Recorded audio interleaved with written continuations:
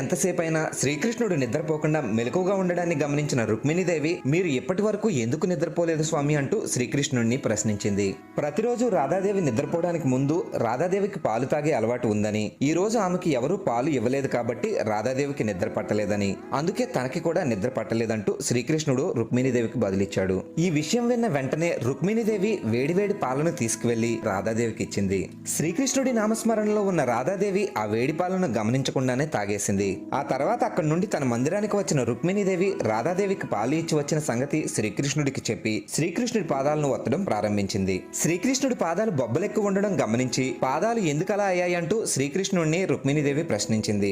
ధ్యానంలో ఉన్న రాధాదేవి శ్రీకృష్ణుడిని స్మరిస్తూ శ్రీకృష్ణుడి పాదాలను పూజిస్తూ భక్తి పారవస్యంలో మునిగిపోయి రుక్మిణీదేవి ఇచ్చిన వేడివేడి పాలను రాధాదేవి తాగడంతో అవి శ్రీకృష్ణుడి పాదాలను తాకడం వల్ల తన పాదాలు బొబ్బలెక్కాయని శ్రీకృష్ణుడు ఓ రాత్రి ఎంతసేపైనా శ్రీకృష్ణుడు నిద్రపోకుండా మెలకువగా ఉండడాన్ని గమనించిన